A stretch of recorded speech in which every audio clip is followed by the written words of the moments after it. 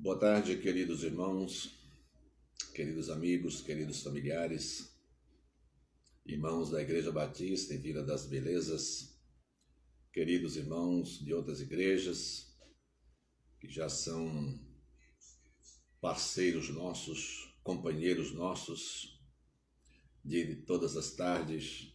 Sejam todos muito bem-vindos a mais uma edição do nosso querido Pão das Três, esse alimento sólido, gostoso, novo, bem temperado, é o nosso Pão das Três. Graças a Deus por essa oportunidade que temos de compartilhar, dividir e somar, né? A gente divide conhecimento, experiência para somar crescimento na vida de todos. Graças a Deus por mais uma edição deste encontro diário em que nós exaltamos o nome do nosso Deus, procurando torná-lo conhecido, temido, adorado, obedecido por todos. Esse é o nosso desejo. Almejamos isto de todo o nosso coração e com toda a nossa força. Primeiro, para nós mesmos, né? Para mim mesmo, no caso. E para a nossa igreja, para os nossos queridos irmãos. O nosso desejo é ver o povo de Deus crescendo em santidade, em obediência à palavra, em temor a Deus e em sujeição à direção do Espírito Santo do Senhor. Bem, diante do nosso Deus estamos e vamos agradecer por mais um dia que Ele nos dá e dedicar esse tempo que passaremos, né? Um tempo de alegria, um tempo de concentração na palavra, um tempo de adoração. Nós vamos dedicar ao Senhor em oração. Vamos orar juntos. Grande Deus, nosso amado Pai, soberano, juiz de toda a terra, graças te damos, pois sendo o Senhor magnífico, magnânimo, ainda houve pessoas como nós, pequenos, limitados, com uma tendência tão grande à desobediência. Como é grande o teu amor, Senhor, e como é imenso o sacrifício de Cristo na cruz do Calvário. Mais de 2000 anos depois, e com a mesma eficiência, com a mesma eficácia para salvar o coração arrependido, para purificar a alma dos confessos, arrependidos e que buscam em Cristo o perdão. Bendito seja o teu nome, ó Deus. Abençoa-nos nesta tarde, neste momento que tem início agora do nosso encontro de adoração, de leitura da tua palavra. Bendito seja o teu nome, bendita seja a tua amada e santa igreja. Benditos os teus filhos. Em Cristo Jesus nós oramos. Amém. Que bom estarmos aqui mais uma vez. Nós vamos cantar juntos. Já temos orado, mas vamos cantar. Quero lembrar apenas, de que nós temos estudado em nossos encontros, você e o pastor Israel, nós temos estudado alguns temas no Apocalipse, o livro da Revelação, um livro extraordinário, que num primeiro momento parece meter medo, nas pessoas. E, de fato, é um livro que com seus mistérios, com os seus desenhos, com seus acontecimentos, as suas figuras, parecem dificultar o nosso entendimento. Mas na medida em que nos familiarizamos com o livro, e também bebemos, né, de fontes boas, de pessoas muito estudiosas, muito sábias, que nos auxiliam a compreender. Isso nos ajuda bastante e nos faz amar mais ainda o livro e desejar conhecê-lo, né? E no meu caso, além de desejar conhecê-lo, o desejo de repartir também isso com os queridos irmãos. Hoje nós estaremos lendo o capítulo 5 de Apocalipse. Os capítulos 4 e 5, né, que logo depois das cartas, João tem a experiência de ver o trono de Deus. E hoje um aspecto importantíssimo do trono, né? O capítulo 4 é a visão do trono e o capítulo 5 é a visão de um elemento novo, né? Querido por João e que parece trazer sentimentos inexprimíveis ao coração de João. Então, a apresentação do Cordeiro, como aquele capaz de abrir o livro, né? Nós vamos ler sobre isso. O que me levou a escolher 2 cânticos hoje, que tratam da pessoa de Cristo Jesus, apresentando como, um deles apresenta-o como leão da tribo de Judá. Ele é o leão da tribo de Judá. E o segundo, vamos cantar depois, glória para sempre ao Cordeiro de Deus, né? Se terminarmos um tempo em que dê para a gente cantar, então a gente canta também o outro. Então ele é o leão da tribo de Judá. Faz tempo que a gente não canta este cântico, ele não é exatamente, né, o estilo de cântico que as pessoas me veem cantar, mas bastante apropriado para o momento. Ele é o leão da tribo de Judá. Jesus tomou.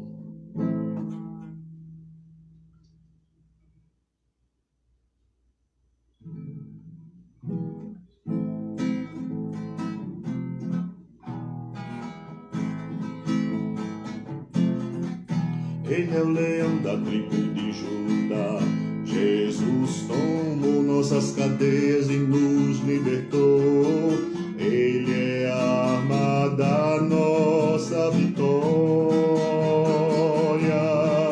a nossa força em tempos de fraqueza, uma torre em tempos de guerra. Oh, esperança de Israel. Ele é o leão da tribo de Judá. Jesus tomou nossas cadeias e nos libertou. Ele é a arma da nossa vitória, a nossa força em tempos de fraqueza, uma torre em tempos de guerra. Oh, esperança de Israel. Oh, esperança de Israel. Oh, esperança de Israel.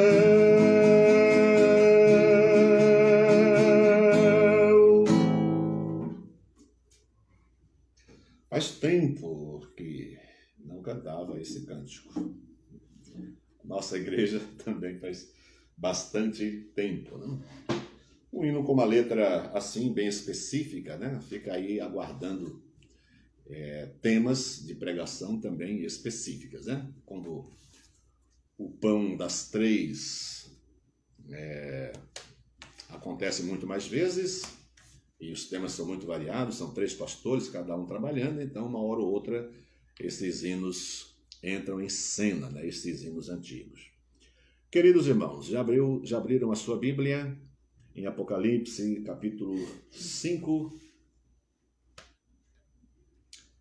Na nossa Bíblia, aqui na nossa versão, o título vem O Livro Selado com 7 selos. Somente o Cordeiro é digno de abri-lo. Essa leitura promete, né? Deus nos abençoe ao lermos a sua palavra e nos capacite a entender o mínimo possível esse texto tão bonito. Começando a leitura de 1 a 14.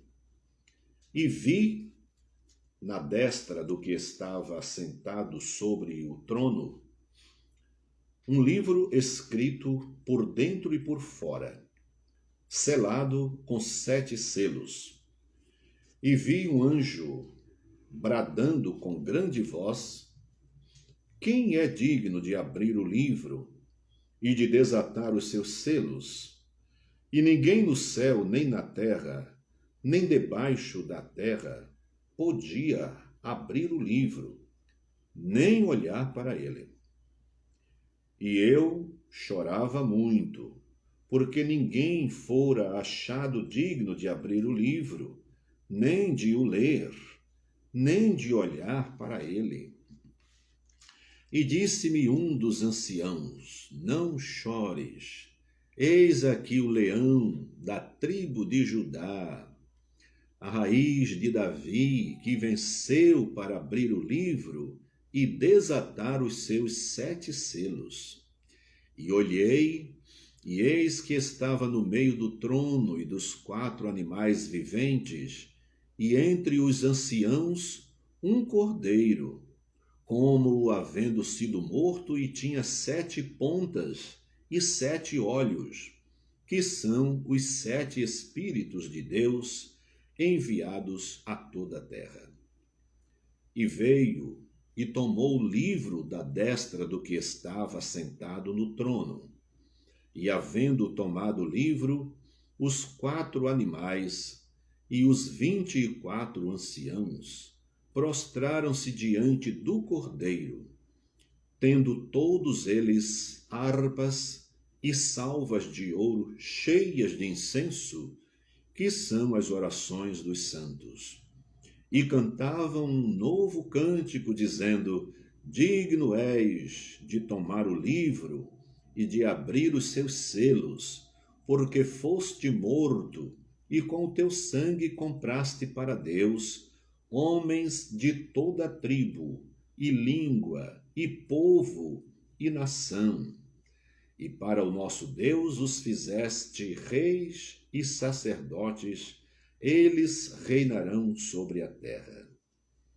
E olhei, e ouvi a voz de muitos anjos ao redor do trono, e dos animais, e dos anciãos, e era o número deles milhões de milhões e milhares de milhares, que com grande voz diziam: digno é o Cordeiro que foi morto de receber o poder, e riqueza, e sabedoria, e força, e honra, e glória, e ações de graças.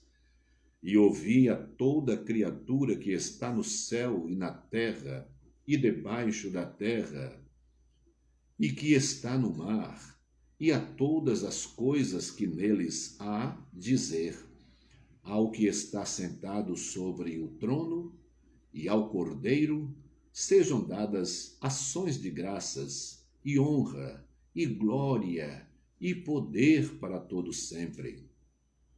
E os 4 animais diziam: amém. E os 24 anciãos prostraram-se e adoraram ao que vive para sempre. Amém. Queridos irmãos, no mínimo, a leitura dessa passagem bíblica nos faz pensar com muita intensidade e desejar com todas as nossas forças viver os momentos que nos aguardam aí para frente. Se hoje já nos emocionamos com as bênçãos de Deus, com o seu cuidado, com as experiências de transformação vivenciadas, seja por nós seja por pessoas que conhecemos ou pessoas cujo testemunho ouvimos do que Deus fez em suas vidas e nos emocionamos e choramos.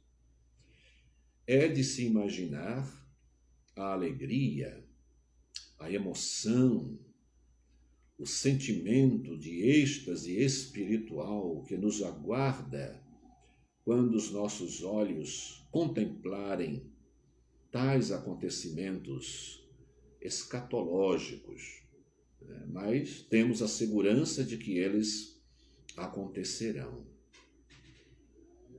Não há dúvida de que um dia estaremos diante do trono de Deus. E essas coisas, de modo muito parecido, mas com estes significados especiais, se desenrolarão diante dos nossos olhos. Nossos corações serão tomados de alegria. Nossa alma de enlevo espiritual. Estaremos juntos e um regozijo indizível tomará conta dos remidos do Senhor.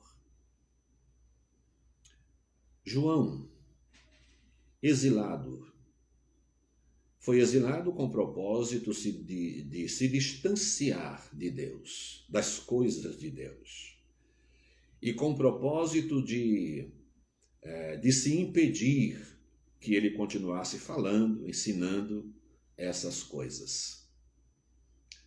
O povo sem Deus, que luta contra o reino de Deus, não tem a menor noção de que muitas vezes imagina estar empurrando os filhos de Deus para longe do Evangelho, silenciando suas vozes, e estarão de alguma forma cooperando com Deus para que coisas extraordinárias sejam vistas, registradas e compartilhadas como esta aqui.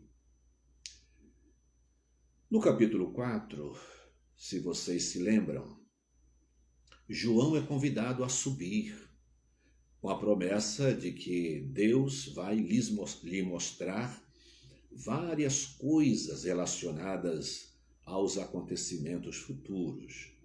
Então, no capítulo 4, ele recebe esse convite de subir para que Deus lhe revele as coisas que acontecerão, e ali mesmo, ele é tomado por um sentimento tão grande que ele cai e recebe ajuda para se levantar. E de repente ele tem toda aquela visão do trono de Deus que nós falamos na nossa última live. Agora, há um desdobramento disso. Agora ele observa que há um livro. Então nós começamos daqui a nossa reflexão. O versículo de número 1 do capítulo 5 começa exatamente assim. E vi na destra do que estava sentado sobre o trono um livro escrito por dentro e por fora, selado com 7 selos. É o próprio Deus entronizado, sentado no seu trono, majestoso, sublime, magnífico Deus. E um livro à sua mão direita. O livro escrito por dentro e por fora. Olha a descrição deste livro, deste rolo. Um livro escrito por dentro e por fora, selado com 7 selos. Será que isso nos diz alguma coisa interessante? A gente fica imaginando e sabendo biblicamente que Deus desfaz todo o conselho dos homens. Ninguém pode formar um grupo sigiloso e fazer projetos que escapem ao conhecimento de Deus. A Bíblia diz que ele desfaz o conselho dos homens. E agora a nossa visão é diante dos conselhos de Deus. Num livro, escrito por dentro e por fora, mas selado com 7 selos. E a visão toda se desdobra mostrando que ninguém pode abrir o livro nem olhar para ele. Quem pode sondar os conselhos de Deus? Quem pode entrar na mente de Deus? Quem pode supor, especular o que Deus faz, o que ele diz, o que ele é? Quem pode invadir os pensamentos de Deus? Ninguém. Deus, acima de tudo e de todos, pode desvendar todas as coisas, todos os mistérios, e não pode ser desvendado por ninguém. Esta cena, ela é potencializada bastante pela reação de João. Ele vê o livro, vê que o livro está fechado, está selado com 7 selos, e em seguida há um brado angelical, um anjo no céu, né? Um anjo forte bradando com grande voz, e o anjo diz, gritando, né? Quem é digno de abrir o livro e de desatar os seus selos? Na verdade, essa pergunta significa o que nós acabamos de falar aqui. Quem é capaz, mesmo na esfera celestial, quem é capaz de desvendar os conselhos de Deus?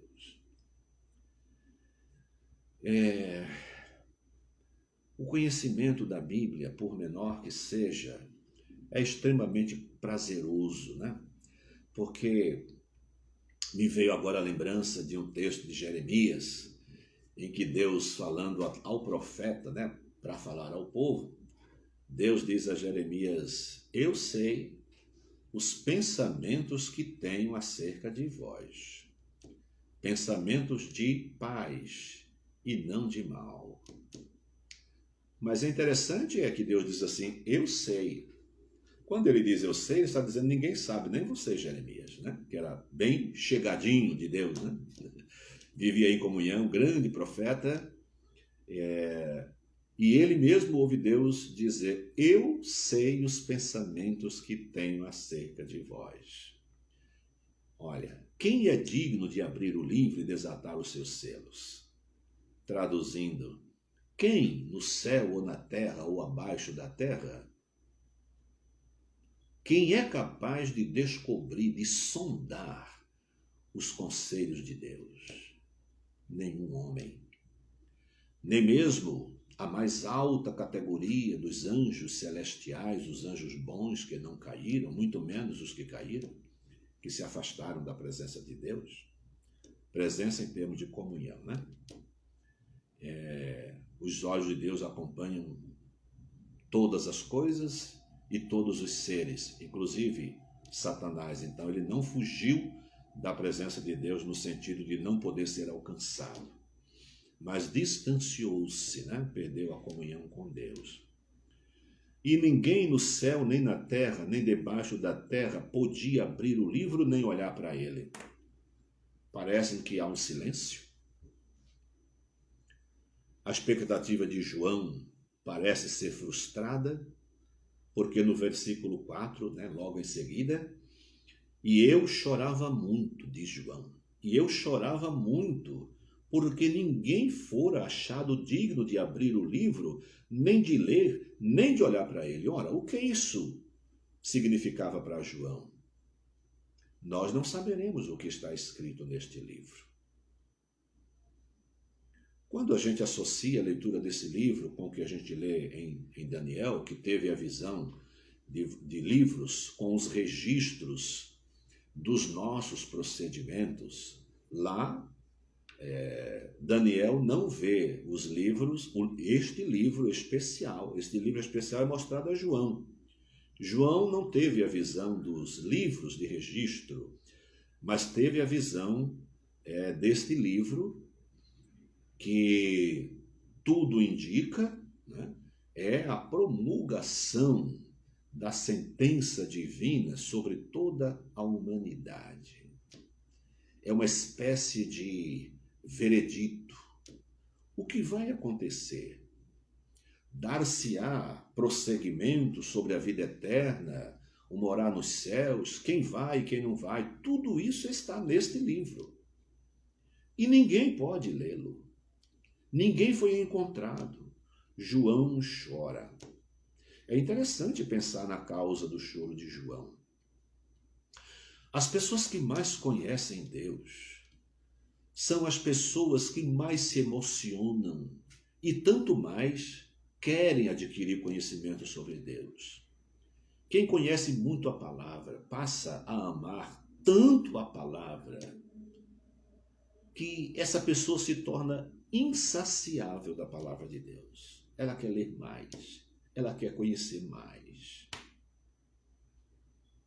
Porque quando pensamos em Deus, nós pensamos em infinitude, em perfeição inatingível por qualquer outro ser, num espaço infinito de crescimento, sem limites.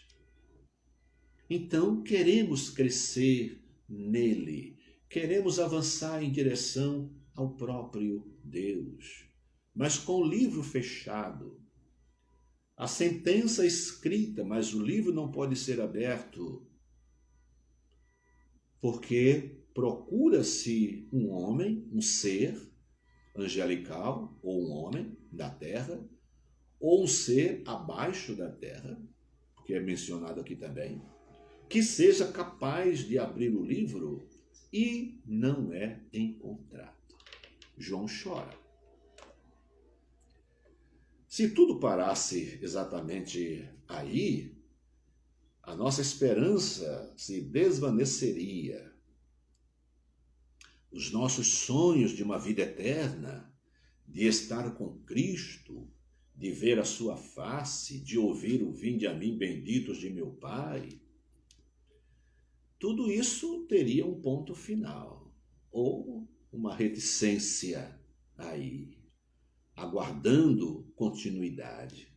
João chora copiosamente. Ele diz: eu chorava muito porque ninguém for achado digno de abrir o livro, nem de o ler, nem de olhar para ele. Mas bem-aventurados os que choram, não é mesmo?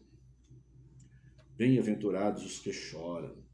Você já deve ter chorado diante de problemas difíceis, diante de perdas, mas você deve ter chorado também diante da palavra de Deus, que tem um poder de penetração tão grande, mesmo para os corações mais endurecidos de algumas pessoas. Não há coração duro nesse sentido para a palavra de Deus. É a mesma palavra lá de Hebreus capítulo 4, verso 12, a palavra que tem um poder de penetração, espada de dois gumes, capaz de penetrar até a divisão da alma e do espírito, de juntas e medulas. Nós choramos diante dessas palavras. João chora porque é interrompido momentaneamente, a revelação, o livro precisa ser aberto. E disse-me um dos anciãos: não chores, eis aqui o leão da tribo de Judá. Por isso a gente cantou: ele é o leão da tribo de Judá.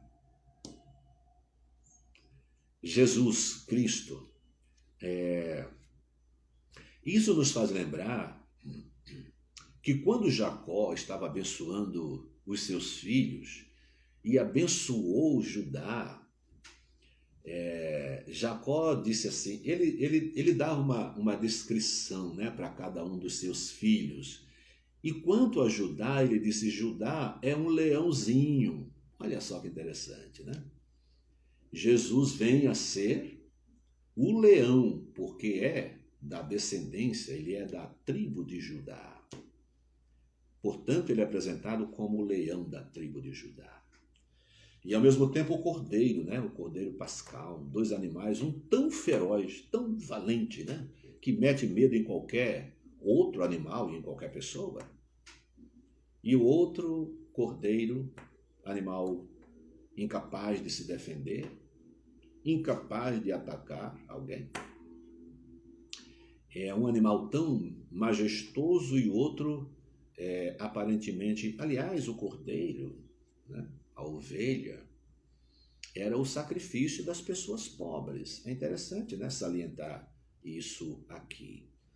As pessoas deveriam oferecer uma bezerra, os pobres poderiam trazer uma cordeira e oferecer em sacrifício a Deus. Já ouvi muitos estudiosos da Bíblia usando essa expressão de que o cordeiro era a oferta permitida, né, ao pobre. Ele poderia oferecer, mas também deveria ser sem mancha, né, e perfeita, sem falha.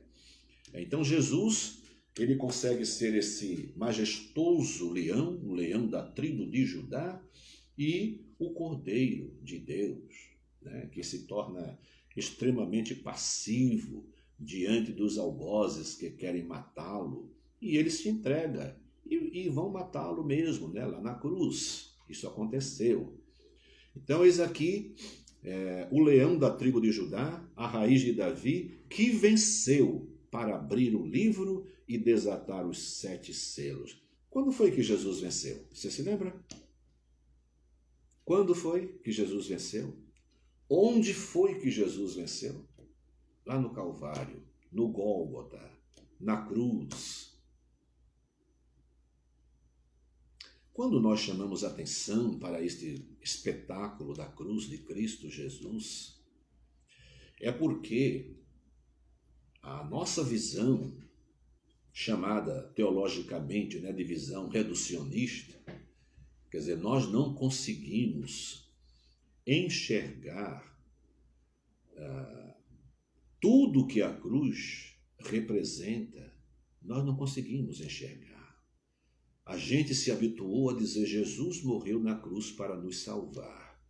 Então, a gente acaba se contentando e se restringindo a essa informação sobre a cruz, que na cruz Jesus venceu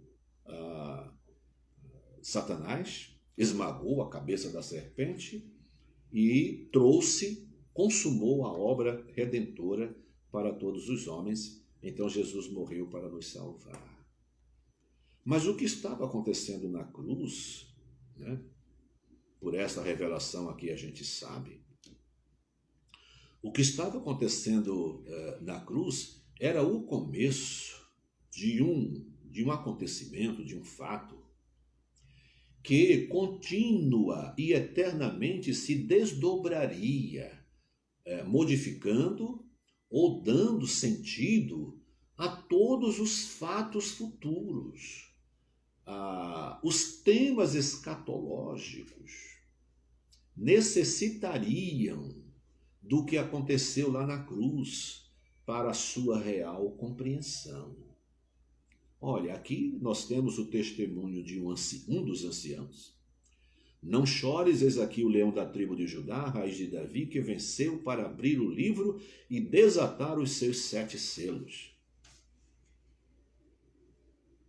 A função que a cruz cumpre lá de receber o Filho de Deus para a salvação do homem, ela tem um desdobramento, ela se expande, ela vai alcançando o futuro, interpretando as coisas, dando sentido às coisas. E nós apenas repetimos: Jesus morreu na cruz para me salvar. Aqui, a experiência da cruz mostra que lá na frente há um livro que precisa ser aberto e vai depender do que aconteceu lá na cruz, que conferiu ao próprio Jesus, que aparentemente é dominado e morto. Na verdade, ele estava vencendo e criando o ambiente de desenvolvimento para que todas as necessidades futuras concernente à salvação do homem, ao juízo, ao trono de Deus, tudo pudesse ser satisfeito pela autoridade e pela vitória de Cristo Jesus acontecido lá na cruz do Calvário. Olha o desdobramento disso. João se recobra, né? E olhei, e eis que estava no meio do trono e dos 4 animais viventes, e entre os anciãos, um cordeiro. Eu me emociono aqui ao pensar nisso. Agora imagine João estando em loco. Ele está vendo os acontecimentos. É uma visão, mas ele está ali participando. Ele é uma peça importante daquela visão e ele vê, porque Deus abre os seus olhos para ver. E olhei, eis que estava no meio do trono e dos 4 animais viventes, e entre os anciãos, um cordeiro, como havendo sido morto. As marcas da vitória de Cristo Jesus, suas mãos e pés traspassados. Essas marcas acompanham o nosso Senhor. Todos veremos, todos vivenciaremos a experiência de ver as marcas da dor sacrificial do nosso Senhor Jesus Cristo em nosso favor. Agora, elevado à posição de estar sobre todas as coisas, há outras marcas e sinais que estão presentes em Cristo agora.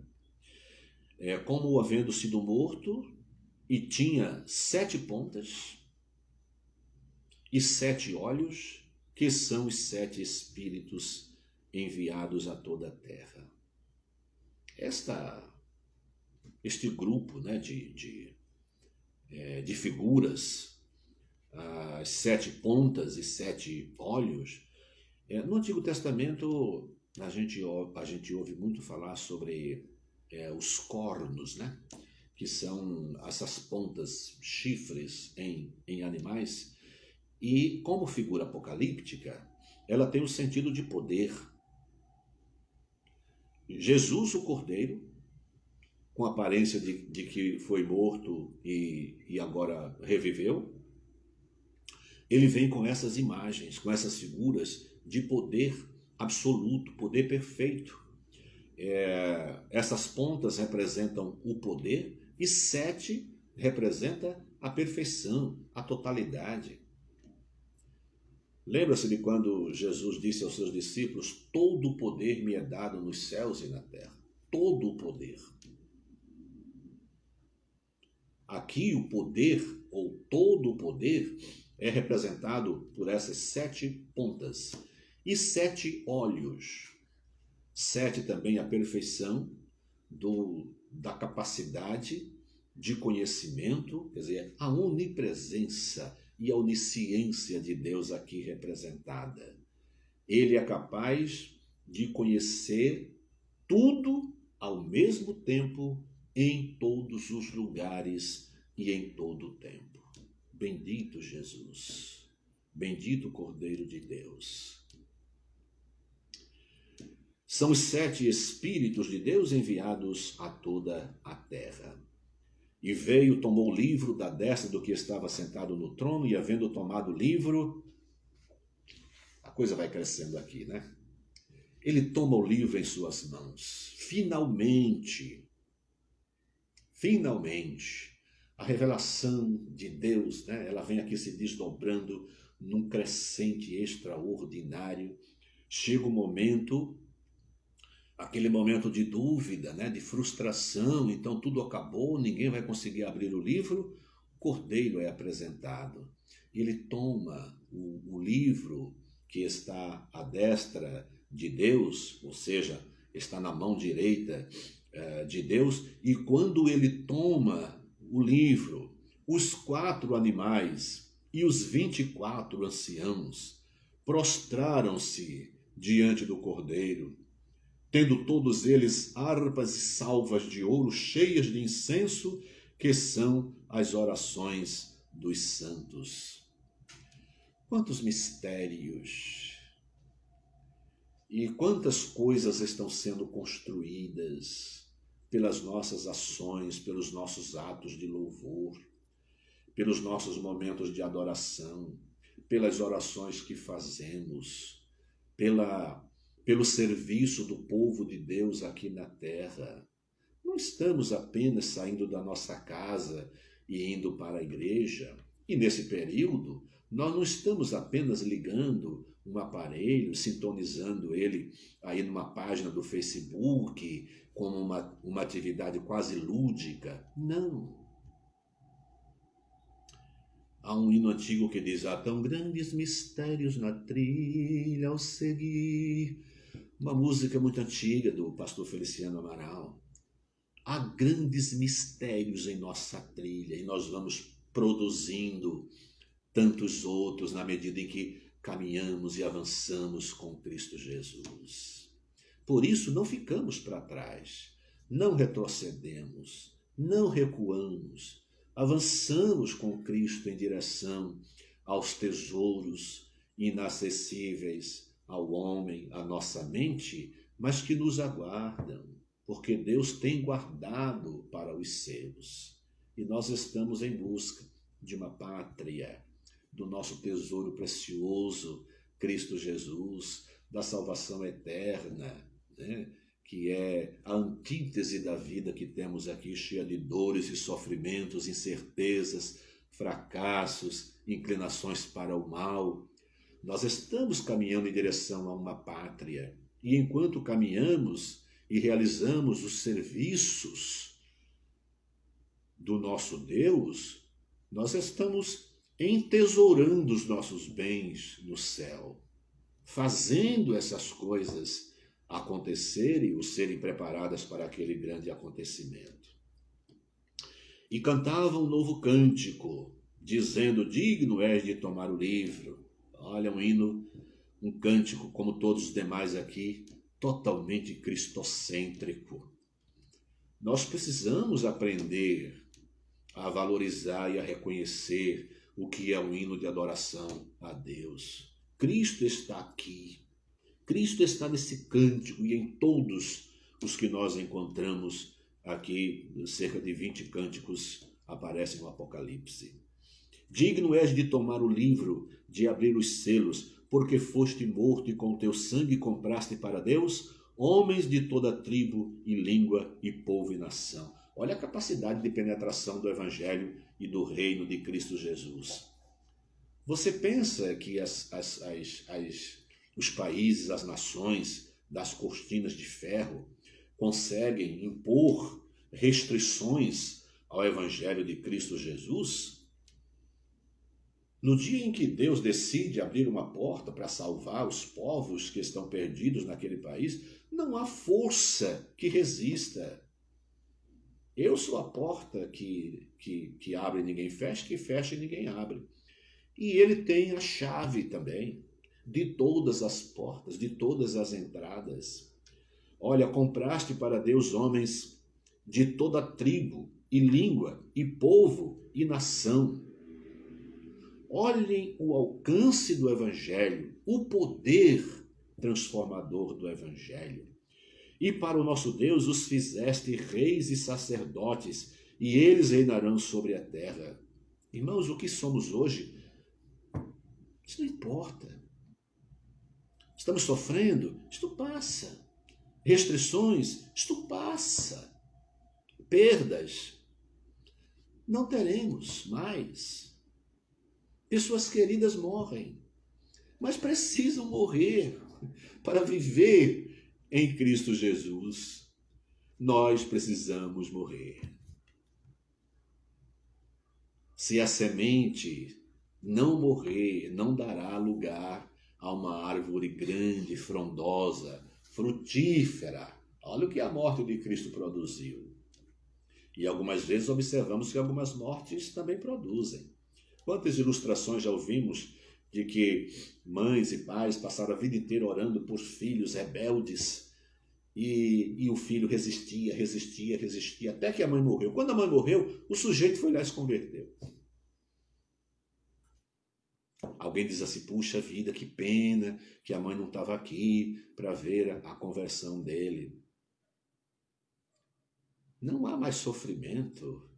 E se qualquer pai, mãe, morrendo, saberá que a sua morte se redundará em salvação para os seus filhos, ou para um filho, ou para uma pessoa, o crente se regozijará nisso. Por isso cantamos, medo da morte nunca terei. Temos Cristo Jesus. E olhei ouvi a voz de muitos anjos ao redor do trono. Olha, gente, o selo abriu-se. Quer dizer, só no momento em que Jesus ainda não abriu-se. Só no momento em que o Cordeiro pega o livro em suas mãos, olha a sequência de acontecimentos. Os 4 animais, os 24 anciãos, se prostram e adoram. As taças de ouro, cheias de incenso, que são as orações, se apresentam. Eles cantam um novo cântico e reconhecem o poder de Deus, o poder de alcance do Evangelho. Imediatamente, a voz de muitos anjos ao redor do trono, e dos animais e dos anciãos, e o número era milhões de milhões, olha, milhões de milhões, e milhares de milhares. Com grande voz, nós nunca ouvimos isso. Com grande voz diziam, digno é o Cordeiro que foi morto de receber o poder e riqueza, sabedoria e força e honra e glória e ações de graça. E ouvi, verso 13, toda criatura que está no céu e na terra e debaixo da terra e que está no mar e todas as coisas que neles há, dizer, ao que está sentado sobre o trono e ao Cordeiro sejam dadas ações de graça e honra e glória e poder para todo sempre. Eu estive no Maracanã em 1974, numa das cruzadas do Dr. Billy Graham, e a voz daquele grande coral, eu não me recordo hoje, mas não sei se era 40 mil vozes, porque o Maracanã naquela época recebia 200 mil pessoas, e muitas pessoas ficaram fora do Maracanã, e eu estava lá pisando gramado, porque era conselheiro na época. 1974, eu tinha 19 aninhos. Aqui toda criatura a uma só voz. Nesse período aqui, todos nós já teremos as nossas vozes bem afinadinhas, viu? Então, se você é desafinado, alegre-se, você vai cantar, e vai cantar bem. E você vai juntar a sua voz a de milhares, milhões de milhões, e você vai poder dizer ao que está sentado sobre o trono e ao Cordeiro sejam dadas ações de graça e honra e glória e poder para todos sempre. Terminando. E os 4 animais diziam, amém. E os 24 anciãos prostraram-se e adoraram ao que vive para todo sempre. Próximo capítulo. Abertura dos primeiros 6 selos. Deus nos abençoe, né? Até lá. Bem, meus irmãos, nós vamos orar ao Senhor. Deus nos abençoe e nos enriqueça, né? Com o conhecimento da sua palavra. Oração. Bem, nós mencionamos no culto de ontem à noite. Claro, eu também ontem à noite mencionei que o Pão das Três hoje seria com o pastor Júnior. De manhã o pastor Júnior já entrou em contato comigo, perguntou se havia alguma mudança ou eu me atrapalhei, né? Então, são coisas aí da terceira idade. Hoje estaremos orando aqui por Andréia Volpe, nossa querida irmã Andréia, nossa dentista, irmã em Cristo, que sofreu um acidente, uma agulha perfurou o seu dedo, a sua mão, e ela está com uma infecção forte, tomando remédio forte para poder fazer uma cirurgia. Ore, lembre-se de orar por nossa irmã Andréia. Ontem à noite soubemos que o pastor Paulo Gil sofreu um infarto. Graças a Deus, tudo foi controlado, né? E ele estava em observação. Ontem a gente continua orando pelo pastor Paulo Gil, que a gente tinha deixado de falar sobre ele, né? É que as coisas vão passando, aí a gente acaba pensando que a pessoa está bem. Continuamos orando pelo irmão Wilson, o Gabriel, a Tata, a Irailda. Nós vamos orar pela Ete, pelo Giuseppe, o Severino, que é o Bibiu, lá em Pernambuco, Moisés, irmão da Juraci, nossa... Será que ela está por aí hoje? Hoje eu não olhei os nomes das pessoas. Estava muito empolgado com a leitura da Bíblia. Vera Lúcia, Guilherme, que é um dos pedidos da Ivone, o Wagner, que é irmão da Vone, então temos Ivone e Ivone. E Márcio, que é um pedido do Eudes. O Carmino e Tilson, Sueli Rosa e família, um pedido que veio recentemente de um acidente, né, que houve com um parente da nossa irmã Sueli Rosa, um sobrinho dela, num acidente fatal. As nossas orações pela família da nossa querida Sueli, do Cícero, dos seus filhos e netos. Maria Inês, orar pela família do Vinícius, né? Porque a Ivone tinha pedido oração aqui por ele e a Ivone informou ontem que o Vinícius veio a falecer. E também orar pelo João Von, é um colega da Leia, né? É aluno. Aluno, esse é aluno da Leia, é um menino. Orar pelos idosos, os desempregados, orar pelo nosso Brasil, orar por uma vacina. A Europa está vivendo a segunda onda, né? A Europa vive a segunda onda do vírus e nós precisamos segurar a onda aqui para que não aconteça a segunda. Então vamos com muita paciência e com bastante zelo, né, por todo o protocolo exigido por nossos profissionais da saúde. Não brinquemos. Portanto, orar por uma vacina, né? Deus abençoe os que estão pesquisando e nos dê essa oportunidade. Vamos orar. Querido Deus, nosso Pai, colocamos esses nomes, Senhor, diante de Ti, para que o Senhor traga consolo à família enlutada, às famílias enlutadas, nós temos aqui pelo menos 2. O Senhor traga a cura, a resistência, o Senhor traga a melhora aos que estão enfermos, lutando, o Senhor traga paz aos que estão aflitos, trazendo tranquilidade aos que estão sem esperança, traga, Senhor, controle aos que estão em desespero, muito ansiosos. Querido Deus, dá-nos a preciosa paz, a maravilhosa paz do nosso Senhor Jesus Cristo. Toma em tuas mãos estas vidas, ó Deus, os nossos queridos irmãos e amigos doentes que são em tratamento, alguns já há muito tempo e outros muito recentemente. Nós pedimos a bênção do Senhor, a cura e a resistência enquanto lutam com algumas doenças mais demoradas, tudo dentro da tua vontade, do teu tempo e para a tua glória, Senhor. Abençoa os nossos idosos, os nossos enfermeiros, os nossos assistentes sociais, os que trabalham em segurança. Abençoa, Senhor, todos os nossos queridos irmãos, a nossa igreja. Abençoa os trabalhos que estamos realizando nesse período de dificuldade, de distanciamento. Abençoa, ó Deus, o nosso país. Abençoa os nossos governantes. Abençoa os profissionais da saúde e os pesquisadores, cientistas que estão mergulhados em seus laboratórios procurando vacina.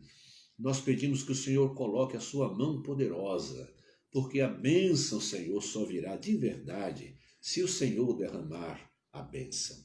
Derrama, pois, sobre nós, sobre o nosso país, nossas famílias, nossa igreja, nossos amigos e seus familiares. Derrama, Senhor, as mais ricas bênçãos. No nome santo de Jesus, nós te pedimos. Amém. Amém, meus irmãos. Nós falamos de um segundo cântico para encerrar o nosso encontro. Esse bem apropriadamente trabalha o tema que nós lemos e conversamos hoje. Glória para sempre ao Cordeiro de Deus.